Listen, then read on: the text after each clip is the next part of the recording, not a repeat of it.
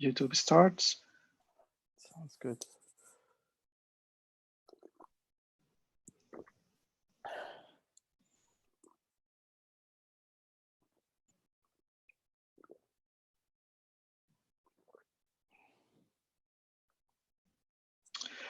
Okay, we're all set. Thanks again, Andrea, for joining us. And yeah, this is the last lecture / seminar for the summer school. And we have Andrea again, who is going to be talking about Bayesian neural networks from a Gaussian process perspective. Andrew is an associate professor at New York University. So thanks so much, Andrew, for your time and your kindness with the summer school. And now it's up to you. My pleasure. Thanks so much for organizing the school and inviting me. I was really happy actually to hear the Goldberg variations in the waiting room for this school. So that's always a very good sign. I think played by Glenn Gould as well, 1982, the best recording. So yes, welcome back. And in this talk, I'll be discussing Bayesian neural networks, largely from a Gaussian process perspective. And we'll actually do a bit of a recap of last time as well. So in the lecture I gave on Monday, I was talking initially about how I started working with Gaussian processes and basically how my thinking about these models evolved with time. And after the talk, I was asked an interesting question about how reality differed from my expectations and which kind of key events triggered a change in thinking about these models. So last time I mentioned that my first project was in modeling what's called stochastic volatility. So we could imagine that we have a process and it has a latent variance or noise function, and we basically like to do regression on this latent function. So in this example in the left panel here, all of our data are actually noise, and we would like to take those collection of points and produce a plot like on the right that describes that latent noise function. If we were to instead model this data as if it had a mean with, say, a GP that had an RBF kernel, then we possibly could get something just running through all the points, and that's not really what we would want. Or we could just get a fit that says that it sort of runs through the origin and says everything's noise, and that's also not really what we want. And so the idea indeed was to model the latent variance function with a Gaussian process. And this seemed very compelling because immediately this very simple model would have all of these nice properties that a lot of the standard models in econometrics didn't. So it's continuous time, it can handle multi-dimensional inputs, we can easily handle missing data, we can really change the model specification through the kernel choice, which is also quite nice without really changing a lot of the code. And so the question is, how did reality differ from expectations? So I guess I was almost as new to Bayesian nonparametrics as I was to econometrics when I started. And I guess the expectation was that econometricians didn't know very much about Bayesian nonparametrics, and these ideas would be quite fresh in that application domain, and could provide some surprisingly exciting and different results from the conventional models. And to some extent, that was true. The capabilities are just factually quite different for these say Gaussian copula process volatility models versus Arch, Garch, and other similar standard models in econometrics. But it wasn't the case that this was really a magic bullet. I don't know if I necessarily expected it to be, but I expected probably there to be a larger gap in performance. I also expected that, probably naively, that econometricians would be more readily accepting of these kinds of models than perhaps they were in practice. I guess as a college student, I was kind of used to being very encouraged if you have a fresh idea for an assignment solution or whatever. But if you have an idea that potentially threatens someone's sort of life work in a specialized field, they're not necessarily going to be that receptive to it. And so how you present the idea also is very important. If you just take a world's leading kind of econometrician and say, here's this Bayesian nonparametric model, and it has all these great properties that these econometrics models don't, what do you think? It kind of almost immediately puts them in sort of an adversarial position where they're kind of brainstorming about why they don't like this model. And so, it's often more effective to just, say, well, this model, it has a few kind of interesting, curious properties that some of the conventional models don't. Can you think of an application where this might be particularly interesting? And I suppose also, I did expect that models like Arch were popular and successful for a good reason, but it's the case that these models like Arch were developed to model very specific problems like log returns of big stock indices, NASDAQ, etc. And so, in a sense, a lot of human pattern recognition had gone into creating these fairly simple models. I suppose also I was really focused more on building flexible models combined with Bayesian inference later on. And I kind of started to understand the importance of inductive biases. So that wasn't something that I was very cognizant about early in my PhD. And so there were a number of events that kind of triggered that realization. So things like the Gaussian copular process volatility model and how important kernel selection was for that model. In a way, I thought that a lot of model construction questions had been elegantly and automatically handled by approaches like Gaussian processes going in, because I was aware of the many criticisms of neural nets. They often involved having to make many design decisions and the lack of a principled framework to make those decisions. And so I kind of expected it to be a little bit more like you turn the handle of Bayesian inference combined with a flexible model and you get great performance on a lot of problems. And I came to understand through empirical experience largely the importance of things like kernel selection, that there were a lot of design decisions to make that would crucially affect performance of these models too. But I still remained very excited about these models, and I think that there is a lot that I'm still very excited about, and in some sense, I'm sort of more excited about these models in some ways because there are a lot of interesting research directions to pursue that I think will be very fruitful. I would say another kind of thing that maybe triggered an awareness of, say, the importance of inductive biases would relate to these kinds of questions that I asked in the last lecture, where I found and was somewhat surprised that, say, choice 2 might work a lot better than choice 1. And that's largely because choice 2 has an inductive bias that you might want something like a fixed signal to noise ratio. When you have large signal, you might also have large noise. And while that, of course, is not always true, that kind of assumption can be quite useful for a lot of different problems. And so I think maybe on day 1 of my PhD, I would have quickly defaulted to something like choice 1. Now I would be considering something more like choice 2 or something that has tailored inductive biases to a particular application that I'm considering. And so I've enumerated a bunch of random sort of revelations that I've had through my PhD and after. I could probably fill dozens of slides with these kinds of points. So I've already mentioned many of these things. So flexibility isn't the whole story. Inductive biases, the assumptions of our model, which solutions we think are a priori likely are at least as important. And in a Gaussian process context, we can relate that to things like our choice of kernel function, whether we want a Mathieu kernel or an RBF kernel or something entirely different. Another realization was that degenerate model specification actually can be really helpful. It's not necessarily something to avoid. So we saw, for instance, in the last slide, the mean I was representing as a product of 2 Gaussian processes. Of course, that's kind of degenerate if we think we're using one of these functions and it's going to be a universal approximator. But sometimes having a degenerate specification can still be useful because maybe one part of that specification is still going to be easier to learn. Like, let's say we have a function and then that's a universal approximator, and then we multiply it by some global scaling constant. Of course, if the function is universal approximator, it doesn't need that, but it can be helpful to have that extra parameter. It could be that given the inductive biases of your model and the utility function that you're using to train the model, it'll be much easier to learn that through adding this extra parameter, which might, on the face of it, seem redundant. And I think this tendency to try to avoid degeneracy in model specification is also rooted in the idea of thinking about just building a flexible function approximator, maybe combined with Bayesian inference or some good learning procedure as being really what you need. And I think the big picture is actually a lot more nuanced than that. I suppose another realization was that asymptotic results are often nice, but in isolation don't necessarily mean very much.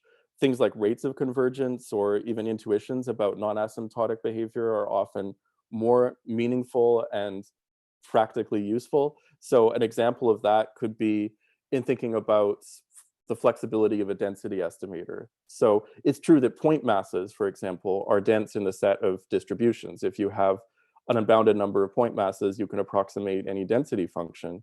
But a finite number is typically going to be very constrained in its flexibility. And so, things like rates of convergence are pretty important too. By contrast, a mixture of Gaussians is also dense in the set of distributions, but with a small number of components, you already have a pretty flexible model. And as you add components, you're adding a significant amount of flexibility. So these kinds of distinctions are also very important. I think that I believe that infinite models still, models with unbounded capacity are almost always desirable, but of course the details really matter. And we'll talk about that a bit more in this lecture, especially when we're considering neural net limits. Releasing good code is absolutely crucial. And so I think especially as approaches become more and more sophisticated, it's very important to have good code to accompany your papers so that people can reproduce the results and so that people can also just use what you're trying to contribute. I think that sometimes an approach has so many moving parts that even if someone really wanted to use it, it would be very difficult without seeing the details of how you implemented it. At the same time, it's always good to try to keep your approaches as simple as possible. I think when you get very kind of wrapped up in a certain area, there can be a tendency just to throw Bayesian nonparametrics at everything, or have all these kind of bells and whistles in your model. And quite often 95% of that isn't really necessary. And so I think it's good to try to strip out complexity as much as possible and really have something that is fairly simple, solid, robust, and will kind of get you what you need without too many bells and whistles. And I guess lastly, and this relates a little bit to what I was saying about my experience in econometrics, which I consider successful and very, very useful. And I would encourage anyone who's sort of thinking about also kind of going into an applied domain somewhat deeply in addition to their core methodological research to go ahead and do that. And I think it's possible to learn a lot from that experience. But empirical results often do provide the most effective arguments. I mean, we've seen this, probably deep learning is one of the most famous recent examples. You can have eloquent people talking for months and years about the benefits of stacked hierarchical representations and feature extractors and stuff like that. But it's probably not going to have that much of an effect unless there's a really exciting empirical demonstration. And we saw that with ImageNet. At the same time, you need to understand. I think the motivations for what you're doing, and try to have a very first principles understanding of the approaches that you're deploying, in addition to pursuing good empirical results.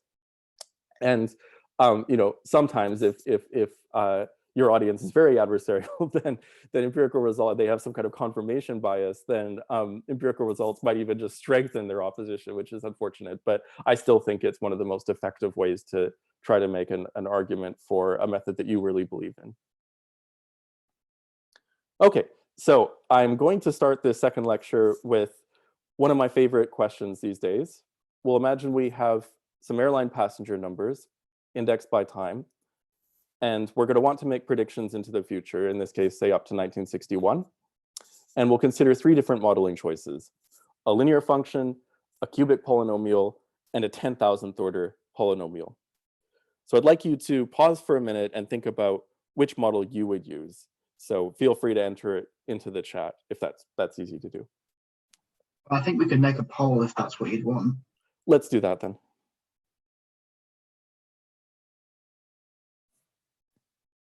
Oh no, In the meantime, that's the Bayesian optimization poll. Is it working? If you give me 5 seconds, I'm working on it. Okay. Yeah, in the meantime, I'll say thanks to all of those who sent me questions and follow-ups by email. I'm planning to respond to everything. Yeah, I received a lot of really great questions and thoughts. So yeah, I really appreciate that, and feel free to keep sending things, and I'll try to get back to you as soon as I can. Just while we're waiting, somebody had a question. So in your previous slide, you said infinite models are almost always desirable. And the question is, what are the exceptions in your opinion? Good and difficult question. I think that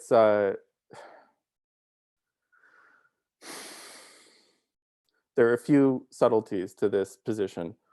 One is that, here, I'll put the slide on for the choices while we're taking the poll. One is there are different ways of representing infinite models. So if we're thinking about things like, say, density estimation with Dirichlet process mixtures, the assumption in the Dirichlet process mixture is that you really have an infinite model and a finite number of components are realized given a finite data set. And sometimes these models will tend to then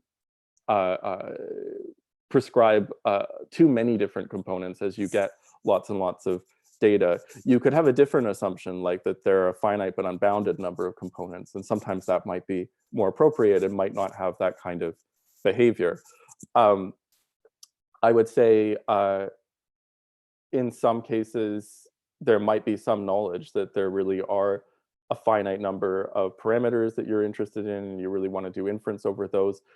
It's hard to think of examples that are airtight in that sense, though, because quite often you can still use such models and allow some non-parametric relaxation around them. And since, you know, every model is wrong, this sort of infamous Fox quote, accommodating for model misspecification is almost always going to be useful, and using infinities can be quite useful in doing that. But the details are really important. So I think I thought at the beginning of my PhD that I was so convinced by the Bayesian non-parametric philosophy, it was depressing to think about working on anything else. Like, what if I somehow couldn't work on Bayesian non-parametrics anymore? Every other area of science would just not seem as inspired. And, you know, there are a lot of interesting deep intellectual questions which are totally orthogonal to whether you're being Bayesian non-parametric or not. I mean, in a high level sense, I'm very excited about the foundations of intelligence. How do we build models which can learn and make decisions automatically without intervention? Can we, you know, really think deeply about what it means to be intelligent, what it means to learn, and write out our approaches to learning algorithmically? And I think being Bayesian and representing complexity through infinite representations is one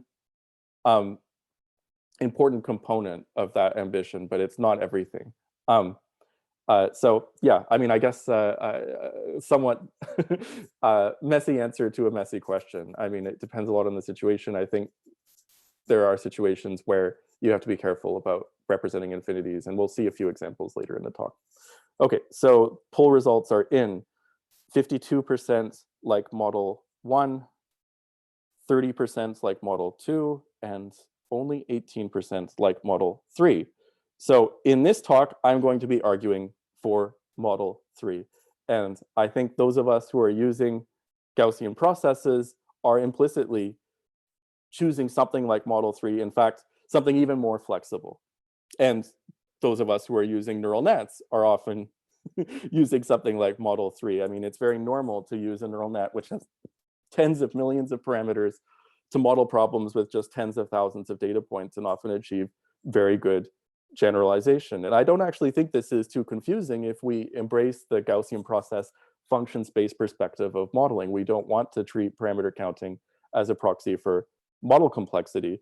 And when we use GPs with RBF kernels, as we saw in the last lecture, for instance, we're using models effectively with an infinite number of parameters. It's like using an infinite order polynomial. And the reason that we would like these kinds of models is because we believe that there's some setting of the parameters, the WJs, which will be able to provide a better description of reality than could possibly be managed by choices 1 or 2, which are just special cases of choice 3. And so really then the ambition is, how do we do inference over these parameters? And if we put a distribution over those parameters, what kind of distribution over functions does that induce? And what are its statistical properties? I think that's a lot more natural to consider than just working in a weight space model and counting how many parameters you have. And Radford Neal talks about related questions quite eloquently in his PhD thesis. So he says, kind of, no matter how flexible your model is, you should be able to add a bit of additional flexibility to achieve better performance. For example, if we're doing character recognition, if we start accounting for irregular ink blots or strange writing styles or whatever, we should be able to do at least a little bit better. And so we'll unpack that a bit through this talk. So to start and understanding further the motivation for choice 3, let's actually consider choice 1. And let's put a standard normal distribution over the parameters in choice 1, W0 and W1, which will induce a distribution over straight line fits with different slopes and intercepts. And we can visualize this distribution by sampling a bunch from this distribution over W0 and W1 and seeing what kinds of straight lines we get. So we'll get a different W0, W1 each time, different slope and intercept, and we can draw the corresponding straight line. And here we can see this distribution over functions where the gray shade shows our 95% credible set. In this plot, we have a conceptualization of all possible data sets on the horizontal axis and the Bayesian evidence or marginal likelihood on the vertical axis, which is the probability that we would generate a data set if we were to randomly sample from the parameters of our model. And so we can see with our simple model, for example, that linear function that we were considering on the previous slide, we're not going to be able to generate many data sets, just straight lines with different slopes and intercepts. But because this marginal likelihood is a proper normalizable probability density, it's going to have to give a lot of mass to those types of data sets. We could alternatively consider a different type of model, hypothetically like a huge multi-layer perceptron or something, and we put a broad distribution over the parameters, and maybe this model is capable of generating a wide range of different data sets, but each with not very much probability. It sort of spreads its mass very thinly across those data sets. Another example from the GP world would be a Gaussian process with an RBF kernel and a very small length scale. This would just be like a white noise process. In principle, it contains all sorts of different solutions in its prior, but none of these are much more a priori likely than others. We could also consider a third type of model, which is quite flexible, but it also has very calibrated inductive biases. So it gives a lot more mass to certain types of solutions than other types of solutions. And a convolutional neural network could be a good example of such a model. It has properties like translation equivariance, which capture the idea that if we translate an image, for instance, that its class label might remain unchanged. And so that makes these types of models very good for image recognition problems. And so really, what I would argue is we want a lot of flexibility still, and we can often achieve that through having lots of parameters, although we have to be very careful not to just treat parameter counting also as some proxy for flexibility. And so that is to say, we want large support. We want to represent a large number of possible solutions because we just want to represent our honest beliefs, right? Like there might be solutions that we think are highly improbable, but still possible in some epsilon sense. And if we want to make optimal predictions, we should reflect that honest belief into our modeling procedure. And then the other really important piece, and this is probably what I wasn't as cognizant about early in my PhD, although I probably did think about it a little bit implicitly, are the importance of these inductive biases, and that is which solutions are a priori likely, and that's controlled by things like our choice of kernel function. So we should be very careful not to conflate flexibility and complexity as well. So I would say that Gaussian processes with RBF kernels, for instance, are extremely flexible. They're basically universal approximators. And we can actually see that from this derivation that we considered in the lecture on Monday, where we just say, okay, we've got all these RBF basis functions densely dispersed across the real line, and we can just collapse them onto point masses. Then we have infinitely many different point masses with different heights, so we can approximate essentially any function. But I would say those models are pretty simple in many ways. They have simple inductive biases, a lot of mass typically for most reasonable length scales we'd want to consider, or if we have some distribution, reasonable distribution over length scales, would be concentrated around certain types of functions. And we can see that very easily just by sampling prior functions from this model. We considered an example actually in the last lecture where we had this step function. And we said, well, a GP with an RBF kernel is not exactly capable of representing that step function, but it's certainly capable of getting very close. But if we were to just sit there and sample prior functions from our GP with that kernel, we would never see anything like the step function, even though it's contained somewhere in the support. And so we might imagine that such a solution is sort of in the tails of the support of this model, as we've drawn sort of corrupted CFAR here.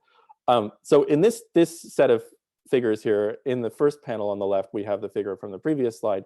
And the other panels, we're imagining what happens as each of these three models is exposed to a data set.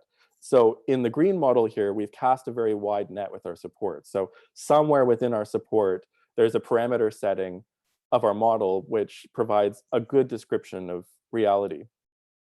And because we have reasonable inductive biases for this particular problem, let's say we're modeling images and we have all sorts of symmetries encoded into our model, etc., then we'll start to contract pretty efficiently around that good solution. In the next panel, we can imagine we have a very simple model like that linear function that's very constrained in what types of solutions it can represent. And for that reason, it will often collapse very quickly around a solution as you expose it to data, but it'll collapse around an erroneous solution because it doesn't contain anything like a good ground truth description of reality in its support. And then in the third panel, we have a model which is very flexible. So there's some parameter setting, for instance, that does provide a good description of reality, but we don't have very good inductive biases. So we don't contract very efficiently around that good description of reality. And so, there's another kind of related question here, and that's, should we use a different model depending on how much data we have access to? I mean, you could relate this to things like parameter counting, because we often think about things like over-parameterization, which often means we have more parameters and data points, etc. And I would argue, and I believe probably Radford Neal would say this, that typically no, that typically our beliefs about the generative processes for observations shouldn't depend on how many data points we typically have access to. There might be some very weird exceptions, but typically it wouldn't matter. And so we should use essentially the same type of model regardless of how many data points we have access to. I mean, we should shape the model by domain expertise and prior knowledge, etc. But how many points we happen to observe is maybe not related to our prior beliefs.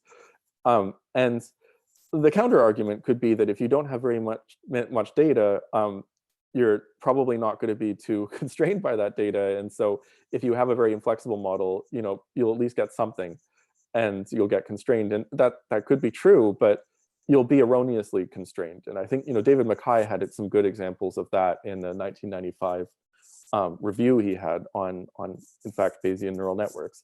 And so I think maybe the right approach would be to have, a model with good flexibility, even if you have a small number of data points, but also pretty strong inductive biases that are calibrated to the applications we're considering. And in many instances, GPs with RBF kernels could be examples of such models. They often work very well when we have a small number of data points. Okay, so now we'll talk a little bit about conventional Bayesian deep learning, and then we'll return to Gaussian processes. So there's a quote, what is Bayesian learning? I mean, many different people will have different definitions of what it means to do Bayesian inference. I think one of the key defining properties is marginalization instead of optimizations. The idea is we see these data points here, and there are all sorts of different functions that are consistent with those observations. And the Bayesian paradigm says, let's not bet everything on one of those functions. Let's actually do a posterior weighted model average of those functions to form our predictive distribution. And that's not a controversial procedure. That's just what we do with the sum and product rules of probability to form a marginal predictive distribution. And intuitively, if you were to look at this figure and I said, well, which curve is the right one? Which one do you want to use to make predictions? You probably wouldn't have a strong belief that any one of these was a lot more probable than any other. And in many cases, it does make sense to do that model average, represent epistemic uncertainty. And here we see the spread of the distribution increasing away from the data points, which is often something we observe with GPs and RBF kernels, for instance. And that's intuitive because as we move away from the data, there'll be a greater variety of points that are consistent with our observations. And so that, in a sense, is a test of this thing called epistemic uncertainty, which is uncertainty over which model is correct. And that's something that is represented with a Bayesian approach. So concretely, we often want to form our predictive distribution given data, but not given parameters. And we use the sum and product rules in equation 3 to form that predictive distribution.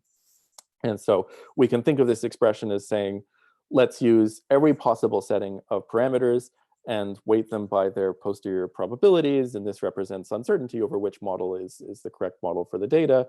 And from this perspective, we can also view classical training as a special case of Bayesian marginalization, where we have an approximate posterior, which is just a delta function centered around the map setting of parameters, the regularized maximum likelihood setting. Now, this Bayesian model average is the reason why I think Bayesian neural nets and Bayesian deep learning more broadly is very exciting, because often these models can represent many complementary and compelling solutions to a given problem corresponding to different settings of their parameters, given a finite data set. If, as we increase the data set, eventually we should get collapse, but given a finite data set, often there are many different hypotheses that a neural net can represent that we would want to combine with the Bayesian model average. And that's why I would expect us to see often the biggest differences between a Bayesian and a classical approach when we're considering a Bayesian neural net. But because the posteriors for these models are so sophisticated, understanding the geometric properties of the objectives that we often use to train these models, which are often related to things like negative log posteriors, is going to be very important for trying to achieve good performance with the Bayesian approach. I would also say one takeaway here is that even though, especially with neural nets, it may be hard to realize anything close to an exact representation of this integral, we can still often do better at representing this integral than what we would get through classical training, which would be using this very simple posterior approximation. So just so that we're all on the same page, Bayesian neural nets are typically defined as having a neural net and then putting a distribution over the parameters, the weights of that neural net, and then doing Bayesian marginalization. I think Bayesian deep learning is actually a lot broader than that, and would include models like deep Gaussian processes, deep kernel learning, and all sorts of deep hierarchical models that are using Bayesian inference in an interesting way. Okay, so in seeing the importance of doing Bayesian marginalization and how for neural nets and how the structure of the loss surface will play a crucial role in thinking about good approximate posteriors and search procedures, etc. We started by just thinking about the topological properties of these objectives that are used to train these models. And we found interestingly that there are subspaces along which independently trained solutions. So if you start with a neural architecture, train it with SGD, and then start again with a different initialization and retrain, those different solutions, which are often within kind of different general basins of attraction, are actually connected together in some subspace. So there's some slice through this extraordinarily high dimensional loss surface along which you can walk from one of these solutions to another and not increase the loss very much along the way. And we have some visualizations of that, and we have a procedure for finding these kinds of connecting paths. So this kind of means actually there aren't really local optima that we're finding. There are some directions along which the loss is very flat for these models. And these are some visualizations of these two-dimensional slices. So basically what you're seeing here is a two-dimensional slice through a high-dimensional objective as a function of the parameters of the neural net. So we might have 10 million or so parameters in these figures. And each point is an affine composition of 3 different high-dimensional weight vectors and the value of the loss queried at that point. Another interesting thing we found is that as we moved along this path, the different functions that we got were actually quite different. So it wasn't just like we found a bunch of degenerate solutions that were all the same, and therefore it had all the same loss. Actually, the functions corresponding to these different parameters along this path were highly complementary. And so this kind of reinforced the notion that Bayesian model averaging is probably going to be quite useful in this context, and provided some inspiration for developing approximate Bayesian marginalization procedures, which could be quite efficient, that could recycle a lot of the geometric information that we would get through regular SGD training or slightly modified SGD training. Okay, so as I mentioned, if you retrain a neural net with different initializations, you do find typically generally different kind of basins of attraction, which often represents different complementary solutions to the problem. And so in this case, trying to do multimodal marginalization is actually quite useful for improving your predictions when you're doing Bayesian marginalization with neural nets. And so here we have this diagram where we're considering different modes, sort of a conceptualization of different modes in the posterior. And in the second row, we're looking at the predictive distribution conditioned on those parameters as we move around in parameter space. So we can see that within a single mode, there isn't that much variability in the predictive distribution, but between modes, there can be quite a bit of variability. And so we could actually think of estimating this integral as kind of like an active learning problem. Given where we've queried a few points so far in weight space, where should we go next to get the next best approximation to our integral? So this is almost like Bayesian optimization style thinking, where we have some kind of acquisition function. We want to search around to kind of decrease the error between the exact representation of this integral and some approximation. And so this is actually quite different than the way that a lot of standard Bayesian inference techniques are deployed. So quite often it's standard to have a unimodal representation of our posterior. And quite often, once we have that representation, we do something like simple Monte Carlo, which basically combines samples from that approximate posterior to form an approximate Bayesian model average. But if we're really constrained computationally, we always are in practice. We can't take an infinite number of samples. We might ask instead, like, if we can just take 10 samples or something like that, where should we locate those samples to come up with the best possible approximation of this integral? And so capturing different modes will be an important part of that. And so this procedure, MultiSWAG, essentially forms a mixture of Gaussian's approximation using geometric information in standard SGD training. And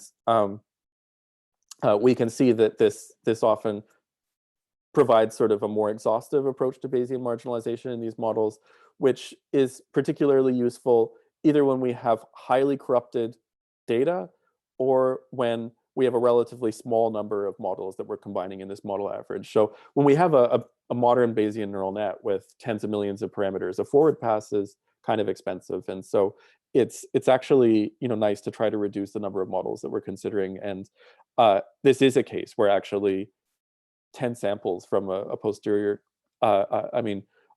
would take a lot of memory to store, et cetera. It's really non-trivial. And so we have to be very careful, especially about how we use those samples. Okay, we can relate this question that we opened with to things like double descent. So double descent basically describes generalization behavior where we start by improving performance as we increase model capacity. As we increase the capacity, we're able to discover more interesting structure in the data. But then performance starts to decrease, we start overfitting. And then that's kind of the classical sort of picture. But as we keep increasing the capacity, we see that the performance again decreases, and we enter what's called this interpolation regime. And so I'd like to ask you, maybe take a minute, do you think Bayesian models, assuming we have reasonable prior and we do exhaustive marginalization, should have experienced double descent? So let's take a poll. 1 is, yes, we should get double descent. 2 is, no, we wouldn't expect double descent. Maybe we can have a hands up if you think it should. Just we have to create another poll. Yeah, okay. Just as a simple thing. Just, have you got a question? So there was a question about the basins thing. If you want to take that question while people are voting. Sure, yeah. How you weigh the contributions from different basins if the kind of the densities at the best points of the basin are on different orders of magnitude? Right. So this is a great question. So the densities are pretty similar, but in practice. So if we train for like standard architectural choices and SGD training and stuff like that, if we train SGD with different initializations, we'll find a very similar value of the loss. However, it could be that the basins contain different amounts of mass within its vicinity. Empirically, this doesn't seem to be the case, but it's something that's also very hard to know for sure. And so I think we probably could improve performance by figuring out some good non-equal combination of these different models. But this is more the subject of ongoing research. And I think how we would want to weight the relative contributions of these models would depend on how much mass each basin has. Although this is also, that would be if we're doing kind of what's called deep ensembles, where we're just kind of doing optimization a bunch of times to different initializations. If we have like a mixture model, then sampling will also help us, get a sense of of how much mass might be in each basin, but it is something that we want to think about. I would say in practice, it does seem like the basins are geometrically fairly similar to one another that you get through SGD training with different random initializations. The solutions that they provide are fairly complementary. Okay, so it looks like there's a poll that started. We'll quickly do this. So will Bayesian methods double descend?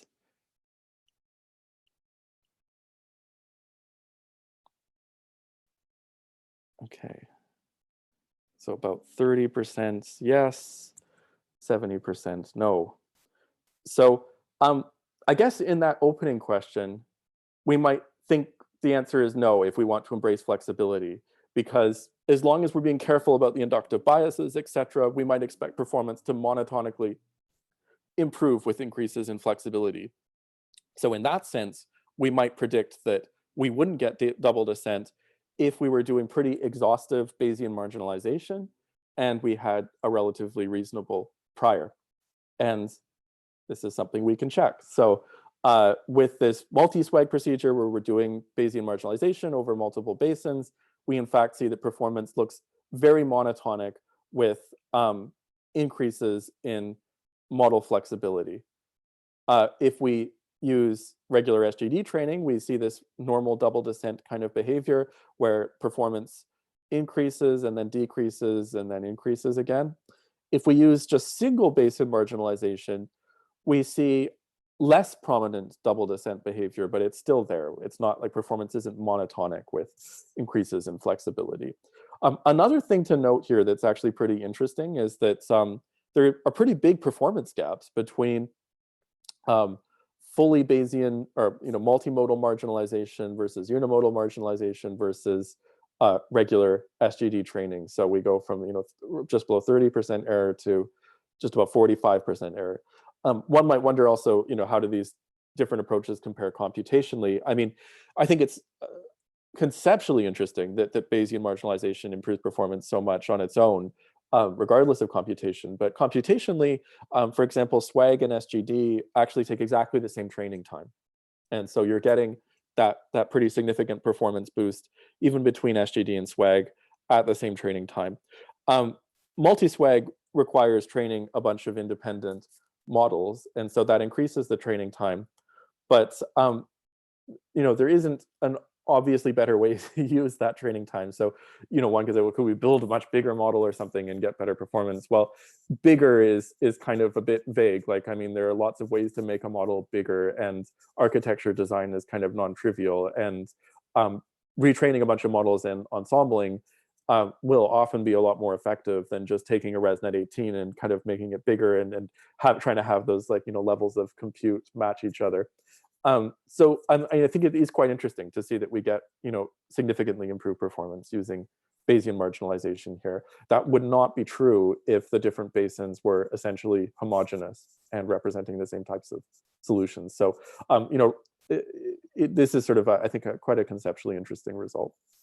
Okay, so neural network priors. So when we think about Bayesian methods, quite often we think about how do we choose the prior, et cetera. And I mean, Gaussian processes are, I think, quite special cases where we can have very interpretable, relatively speaking, and subjectively informative priors over solutions. In many cases, people just throw, sort of a standard Gaussian distribution or whatever at the parameters of their model, and they have some functional form, and then just do marginalization. And I would argue that that's not necessarily misguided, because the prior that matters, of course, is the prior in function space, but it is less interpretable. So the question is, if we put a basic parameter prior over the weights of a neural net and combine that with a neural architecture, does that induce a reasonable prior over functions? And so there are some empirical results that strongly suggest that the answer is yes. So there was a paper called the deep image prior, which randomly initialized convolutional nets without training and found that you could get excellent performance for image denoising, super resolution, and inpainting. So this showed that sample functions from this distribution over prior already captured a lot of low-level image statistics even before training. It was also shown that if we pre-process CFAR10 with a randomly initialized untrained convolutional net, we can dramatically improve performance of a Gaussian kernel operating directly on pixels from 54% classification accuracy to 71%. And we just get an additional 2% if we use L2 regularization. And so this, in a way, might not be so surprising, because a lot of the properties of the prior that will affect generalization will come through the functional form of the model we're using. And so if we want to make a better prior for a Bayesian neural net, a lot of the questions we would be considering are akin to architecture design. Do we want translation equivariance? Do we want to consider rotation symmetries? Do we want to have other properties?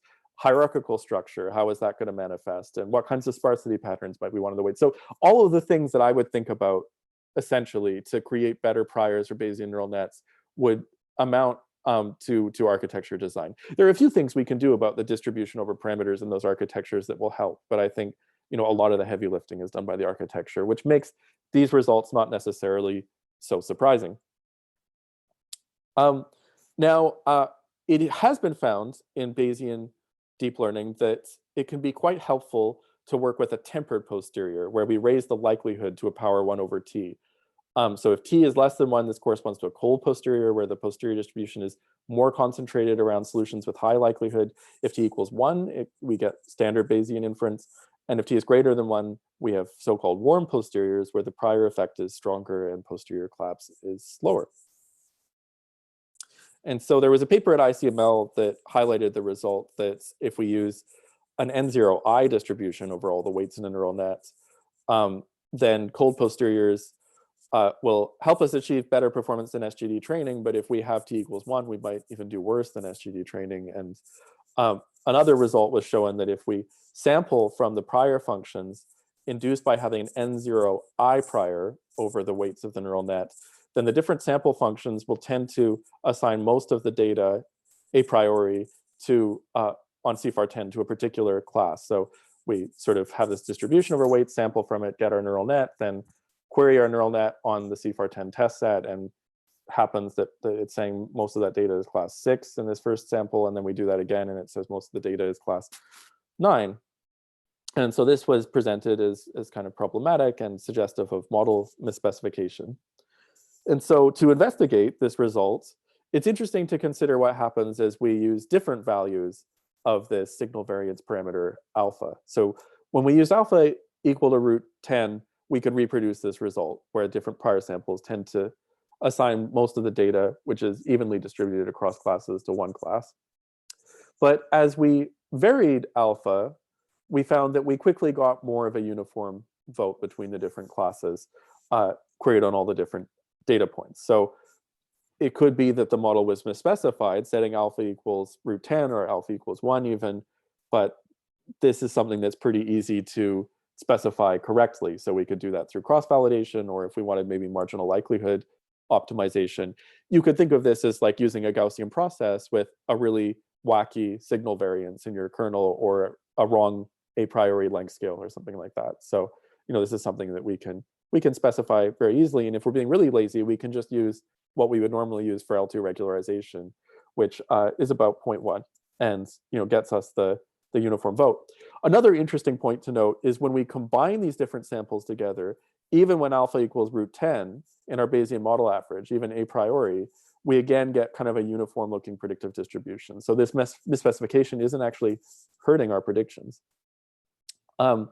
We can also see the effect of data on this prior over functions. So let's start with the misspecified alpha equals root 10. Once we observe 10 data points and sample from our posterior over networks, we start to see something that again looks more high entropy. And once we get 100 data points, we're basically again saying, okay, all of the classes are pretty equally likely. And so that is to say, this is a prior bias which is quickly modulated by data. And again, we can connect this directly to what we know about Gaussian processes. So let's suppose we had a GP with an RBF kernel, and then we multiplied that kernel by something silly like 100. And maybe the data is really all varying between -1 and 1 typically. As soon as we observe a few data points using a GPU with that kernel, the posterior will very quickly kind of concentrate within that region where the data actually is living. And so that's the kind of prior bias that is very quickly overcome through data. So it might be a misspecification, but in that sense, it's kind of a soft misspecification. There are other types of misspecifications which are much more serious. So if we use the wrong kernel, for instance, then even if we get lots of data, our predictions could still be very suboptimal. So we have to think about, I guess, what really matters when we're doing our prior specification. And on that note, I'll actually do a quick, maybe not a poll, but I'll ask a question. So let's suppose we're thinking about the distribution over functions induced by a distribution over parameters in a Bayesian neural net, and we want to see whether that prior over functions is reasonable. Thinking about this from a Gaussian process perspective, what kinds of things might you want to check? And anyone can feel free to kind of speak up if they have an idea, like what kind of experiment might we want to do?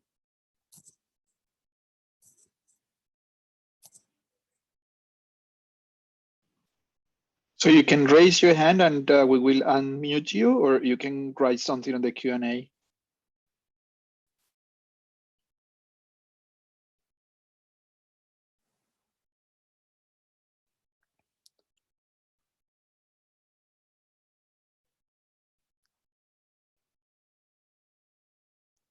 So one thing we might do, like let's forget about Bayesian neural nets for a minute and think about, well, how would we do kernel selection a priori? One thing we might try is just to say, well, what do sample functions look like in my prior if I have a Matheran kernel or an RBF kernel with a set of different hyperparameters? And how do these sample functions relate to the type of data that I want to model?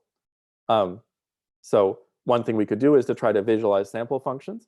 That's a little bit harder typically with neural nets because the outputs of neural nets are often high dimensional, and the inputs are also kind of high dimensional, and often we're considering classification problems. But Radford Neal had a lot of nice examples in his PhD thesis where he was looking at sample functions of Bayesian neural nets for regression. Anything else we might want to check? So sample functions could be one thing. A couple of people in the Q&A, so somebody suggested stationarity versus non-stationarity, and another kind of asymmetry of the tails. Yeah, so those could be interesting things to check. Although non-stationarity might not be a bad thing. I guess it would just depend on the problem we're trying to solve. But yeah, those are interesting things to try to investigate. Another thing that we might check is what is the induced covariance function of this model? So we know that kernels are super important for the generalization performance of Gaussian processes. Let's check what the kernel is of this model. It won't be a Gaussian process, but it'll still have a kernel. And so, for example, we could look at the sample correlation functions that we get for a particular data set using an interpretable problem like MNIST. And so what we found when we did that for different settings of this alpha parameter was that different classes were much less correlated a priori than the same class, so that's good. And visually similar looking classes were more correlated a priori than visually different looking classes. And so what that's saying is that the neural network already kind of a priori has a bit of a similarity metric, which is reasonable for images, at least MNIST images. And so we would get that through properties like translation equivariance and other things in the architecture design. I think in a way, as I mentioned, a lot of models can be boiled down to providing some kind of similarity metric for data objects, even if they're not explicitly kernel machines. And so this is something that we could check. And this is a property that will have a very lasting effect on generalization performance, unlike maybe a misspecified signal variance. Okay, so a few quick thoughts on tempering. So I think it would be surprising, actually, if t equals 1 happened to be the best setting of that hyperparameter. Of course, our model will be a bit misspecified, and I think that we should actually just try to honestly reflect that in our procedure, and that one way of doing that is through tempering. Certainly, learning a temperature parameter won't be a magic bullet for misspecification, but it can help compared to not doing tempering. And so I actually think that, as I mentioned at the very beginning of this talk, what Bayesian inference means will be different to different people. But I think, marginalization, posterior weighted marginalization is one pretty distinctive feature. And I think trying to honestly represent your beliefs in some picture sense is also a pretty central feature to Bayesian approaches. And I think that trying to accommodate from misspecification is part of an honest representation of beliefs. We try our best to specify our prior and our likelihood, but we still should proceed with the knowledge that both will be misspecified, and we should try to do what we can to correct for that. And so I'm sort of in favor of broadening, what it means to be Bayesian, and including things like tempering. And there's some pretty interesting literature in areas called safe Bayes and generalized Bayesian inference that are about just that.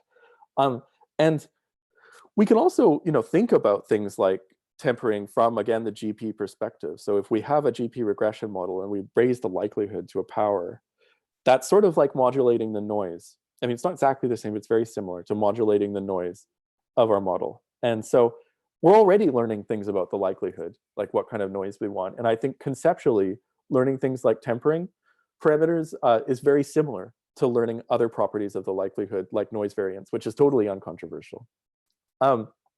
We also saw that, while the prior is a bit misspecified, the idea that we're going to assign one class to all the points is more reflective of a soft prior bias that doesn't really hurt predictive performance and can be quickly modulated. And in addition to not tuning this alpha parameter, which can also correct this misspecification, the results could have been affected by or exacerbated due to lack of multimodal marginalization. So it's actually very, very hard to kind of fully explore the posterior surface of a Bayesian neural net. And just representing a single basin is not going to do a very good job, or that would maybe correspond in practice in many cases to running a single chain of MCMC. Interestingly, even when our likelihood and prior are perfectly specified, there are still examples where tempering in cold posteriors could be useful. So we could imagine sampling from a really high dimensional Gaussian distribution centered at the origin. Those samples will all have norms pretty close to root D. All of the mass will be in a very thin shell of that distribution. And so if we want to estimate the mean, we'll actually do a lot better using a finite number of samples, a lot better with a temperature less than 1. And so given finite computation, we can actually benefit from tempering even if our model is well specified. So it's not necessarily directly related to misspecification. Okay, so there was a paper a few years ago called Understanding Deep Learning Requires Rethinking Generalization. And it showed that if you trained convolutional nets on CFAR10 with random labels, you could get 0 training loss. But if you didn't have the noisy labels, you could get good generalization as well. And this was presented as in the face of what we know about generalization, because it showed that the models were capable of seriously overfitting, but they didn't. I think from a Gaussian process perspective, those results are totally natural and in fact can be completely reproduced. So here we have GP with an RBF kernel in the first row. We have some sample prior functions. In the second column, we have some data which can be very easily fit using this GP prior, and it seems to provide a pretty reasonable looking predictive distribution. And then in the far right column, we have a bunch of corrupted points. And again, the GP is able to very quickly modulate to that data and run through it because there's a strong enough likelihood signal, even though the red curve looks nothing like those prior samples. Somewhere in the support of our model and the tails of that support is something like the red curve. And if needed, if there's strong enough likelihood signal, the GP can fit that data, no problem. We can represent how much a model likes a particular data set with the marginal likelihood quantitatively. So we can evaluate the GP marginal likelihood, for example, on CFAR10 with different numbers of altered labels in blue, and we see that it indeed goes down as we increase the amount of corruption. And so that's saying that the model is able to support that data set as we increase the corruption, but it likes it less, and that's reflective of its inductive biases. We could do the same thing with a Bayesian neural net, so we can get an approximate Laplace marginal likelihood, and we see that it goes down pretty significantly as we increase the corruption of the data set. But if there's a strong enough likelihood signal, the model can still fit it.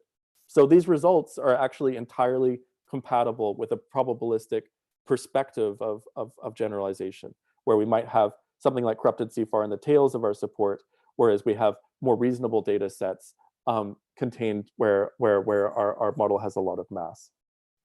And so, as I mentioned, I think developing function space priors is interesting, but a lot of it amounts to architecture design. Very briefly, PAC-Bayes has been an exciting framework for providing generalization bounds with stochastic networks based on this expression in equation 6. And recently, non-vacuous bounds have been achieved by exploiting flatness in our posterior. Non-vacuous in the sense of predicting at least 80% generalization performance on binary MNIST. This is promising, but it tends not to be too prescriptive about model construction or informative for understanding why a model generalizes. Looking at this kind of expression, we can get better bounds by reducing the number of parameters and by having very compact priors. And the bounds aren't even that affected by things like multimodal marginalization, which we found to be very important for good generalization with Bayesian neural nets. And so this could partly be because although some of the bounds are non-vacuous, they're still fairly loose. So what provides better bounds won't necessarily provide better generalization, but it's a very exciting and satisfying framework for providing quantitative generalization bounds and quite complementary to some of the considerations we've discussed here. We can also relate posterior contraction in Bayesian neural nets to a quantity called effective dimension, which can be a pretty reasonable proxy for generalization and contract things like effective dimension fairly, double descent fairly effectively. So the effective dimension is basically the number of sharp directions at our solution. We can, look at some of the results that were triggered by Radford-Neal's early results in exploring Bayesian neural nets and connecting them to Gaussian processes, and think about what we might want to do to sort of continue to build Gaussian processes, which are good for representation learning. So if we look at these kernels that we get, we can see that they often don't have much structure that's very learnable. Whereas when we're training a neural net, as we saw when we were talking about deep kernel learning, we're often doing some kind of representation learning. And so a lot of exciting recent work has taken place, basically extending Radford-Neal's limits to all sorts of different architectures. And this is also related to work on neural tangent kernels. And I think a really promising direction for future work will be in developing kernels that can also be used for representation learning through different types of infinite limits. And so what's next? I think, as we move into the future, we'll see a broader view of deep learning where we're looking not just at neural network specifications, but at deep hierarchical representations, which can often be quite distinct from neural nets. So the functional kernel learning I mentioned is sort of one example of that, but there are many others. I think we'll see much more Bayesian non-parametric function space-based representation learning. So not just simple Bayesian neural nets, but things like deep GPs and deep kernel learning and other sorts of hierarchical models, which are based on trying to have infinite representations, but are still able to do interesting representation learning. I think significant challenges will include sort of how to come up with a good model for non-stationarity. I think this is something that standard neural architectures actually do pretty well for the types of applications that we're often considering, especially high-dimensional natural signals. High-dimensional inputs will also be a challenge because thinking about metrics in high dimensions gets a lot less intuitive and challenging. Scalable high-fidelity approximate inference, I think, will be a challenge. We saw last time that having very high-fidelity inference procedures can be quite useful when we're trying to do representation learning. And I think accommodating misspecification in Bayesian inference procedures will also be very important. And I think we can also use what we've learned about Gaussian processes as a tool in many cases to understand the principles of model construction and generalization, not just for Gaussian processes, but for a wide variety of model classes. So I think Gaussian processes in their simplest form, looking at RBF Mathieu kernels and so on, thinking about function space modeling are actually very interpretable, flexible models. And they can give us a lot of insights into how we should generally be thinking about model construction and generalization when we're looking at messier models like Bayesian neural nets and many other types of models. So I think they're really a great place to start to get a feel for the nuances of model specification and model construction, and not be surprised by results like in this Rethinking Generalization paper where we see flexible models that are also providing very good generalization. All right, thank you. Thanks a lot, Andrew. I've just got a couple of questions. There aren't many. Somebody had a question on tempering. Could that be seen as like a kind of variational inference where the t parameter is a variational parameter?